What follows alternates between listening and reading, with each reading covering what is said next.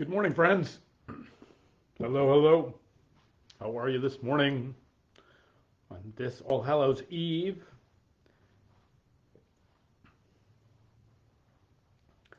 Glad that you are here on this beautiful day. It is 70 degrees and sunny out. Looking for a record of warmth possibly on this sunny day for Halloween. I hope that you're doing something fun tonight and maybe handing out a little candy or getting a little dressed up. Hey, Jonathan, good morning to you. Hope you're grand. Hope you and Jane are well. Hey, Jane, good morning to you.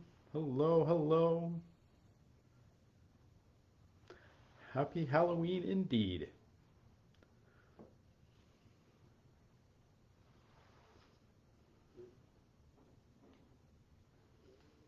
Good morning, friends. Hey, Marianne, good morning to you.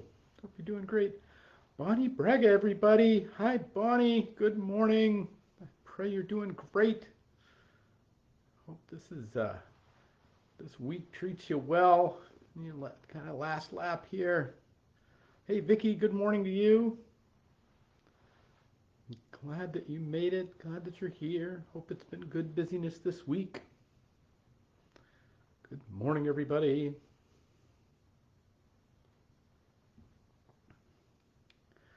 Good morning, friends. Hello, hello. One or two more folks coming along. Hey, Sharon Landry, good morning to you. Hope you are grand.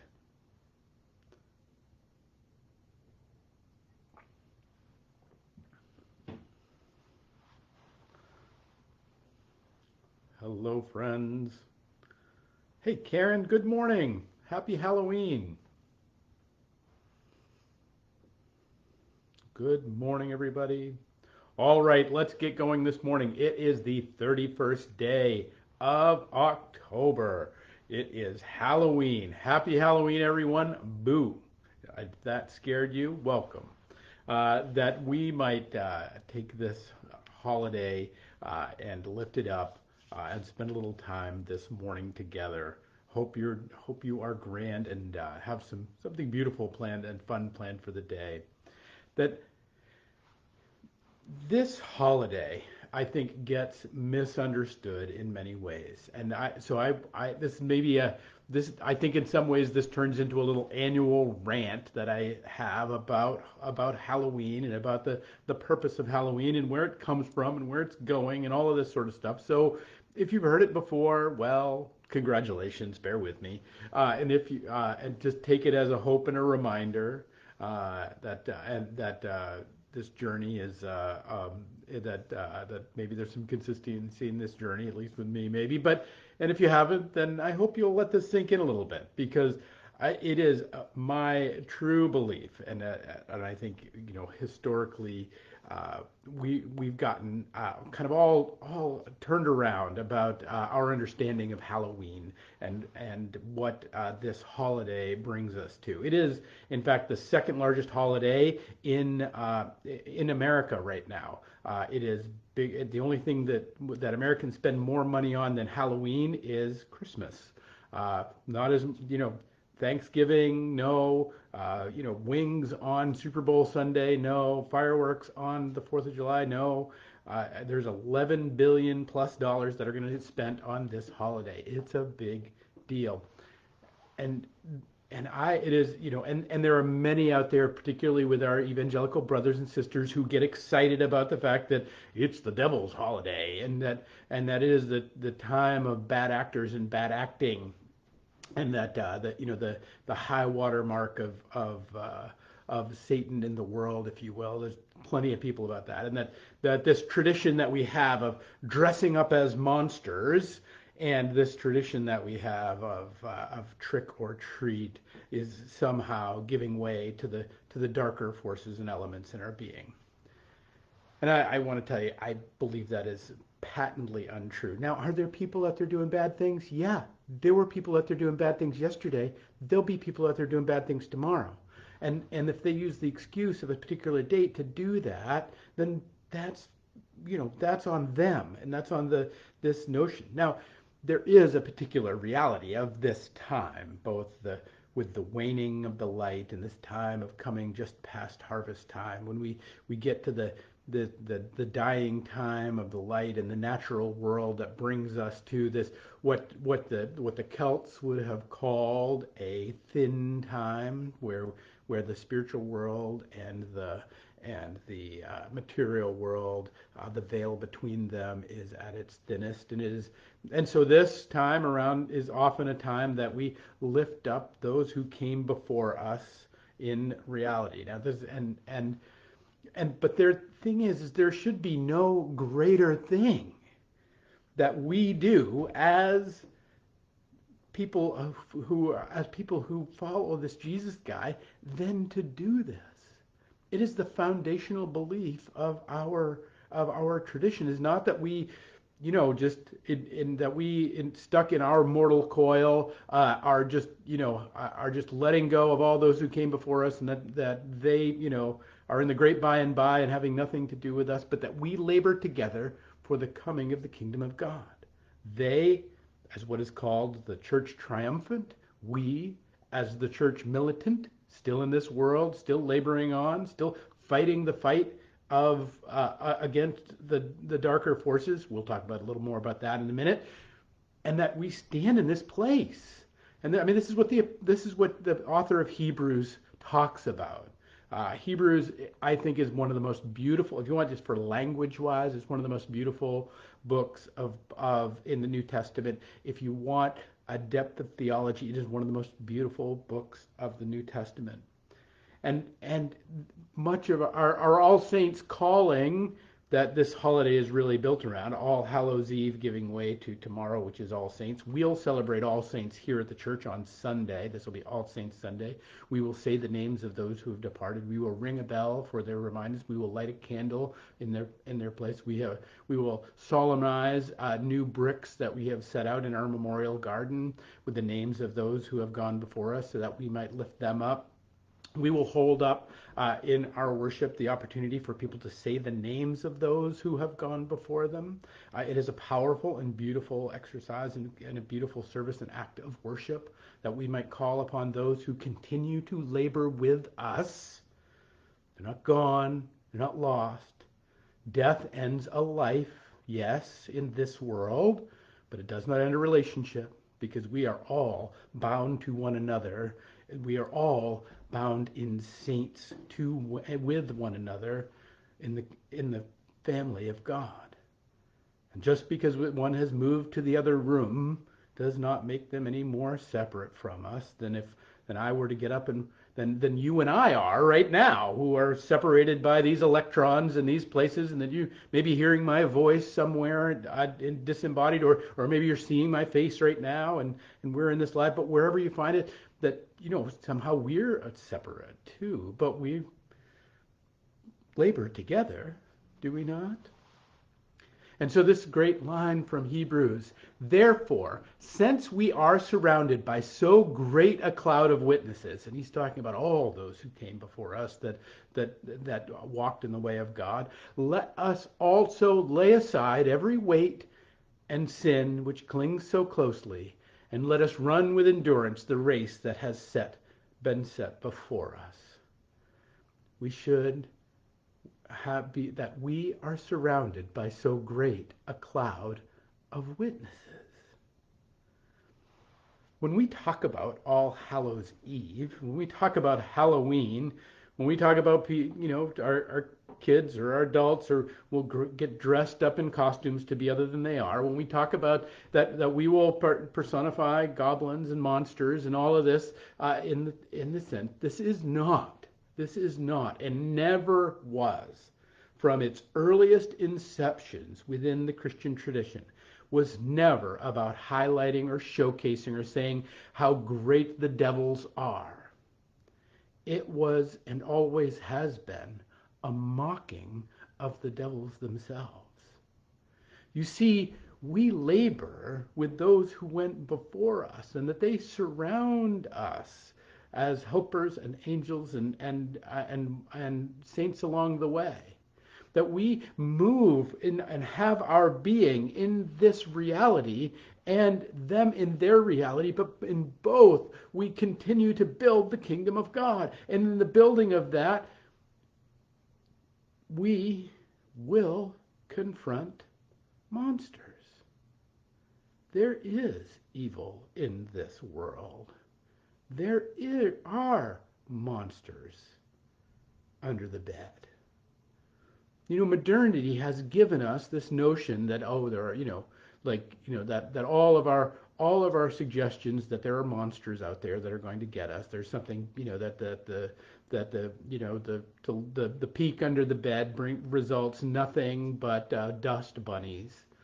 Well, if you spend a little time in this life long enough, and if you pay attention long enough, you actually realize that you will encounter real evil. You will encounter real monsters. But that those monsters, that we, in our confidence and in laboring with the saints who went before us and the saints that we are seeking to become now, and the way and the relationship that we have with the one who made us, that they have no purchase over us. They have no claim over us. And so the tradition of dressing up as goblins and ghouls was a tradition of saying, "See, you bunch of losers, there's nothing you can do to us. There is no way that you can hurt us. There is no way that you can defeat us or destroy us." And that we, as people in this fight, in the church militant, we are not on the defensive. We are not filled with fear. This is my frustration with my evangelical brothers and sisters who get all fired up about this, because they are responding in this place of fear. That we should be afraid of these things. That we should be afraid of this of the creepy crawlies that would come around. We should be even afraid of the possessed people. We should be the pea soup head spinning kind of crazy exorcist kind of moments. We should be afraid of these creatures, of these monsters, or whatever. And whatever you think about that, or you want to completely psychologize that, you want to understand that in some sort of materialistic way, that's fine. But whatever way you understand that,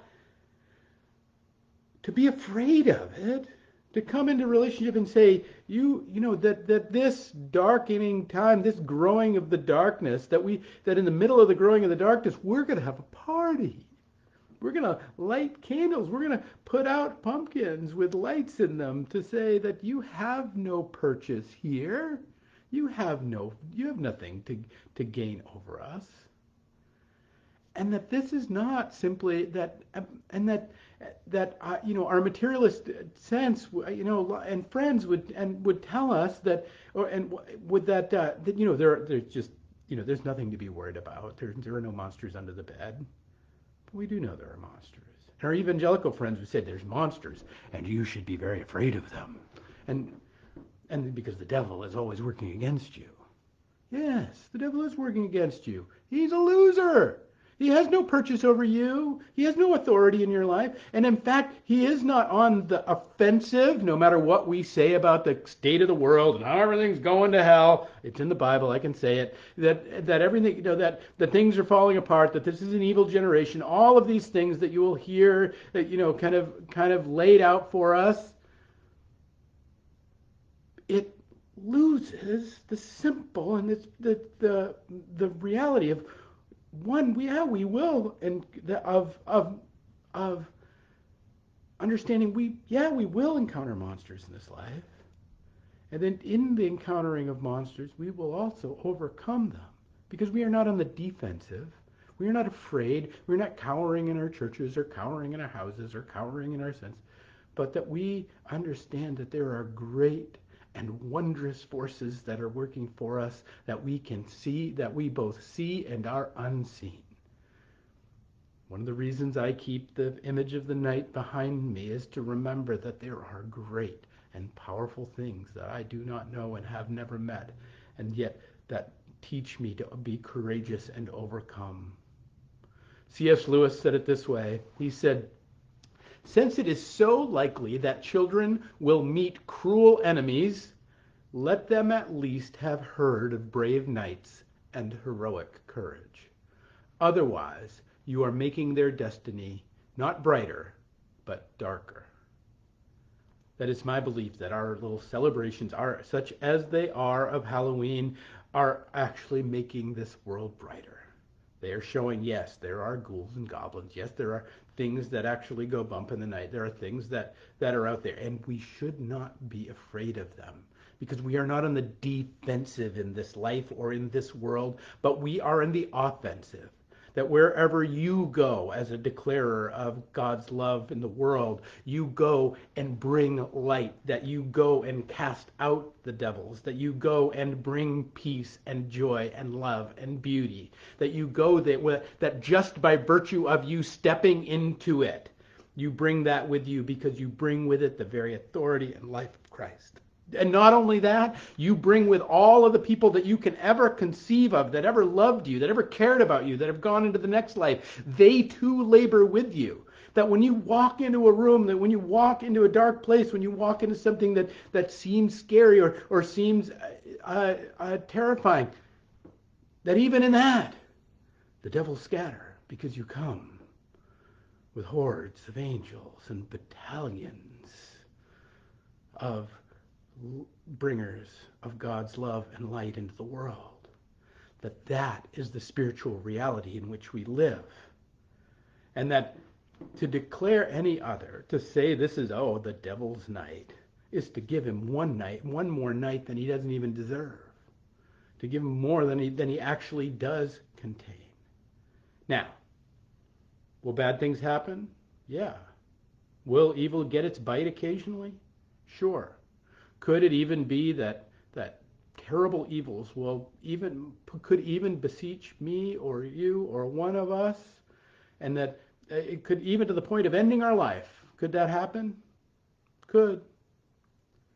But none of that, not angels nor demons, not heavens nor earth, will separate us from the love of God in Christ Jesus.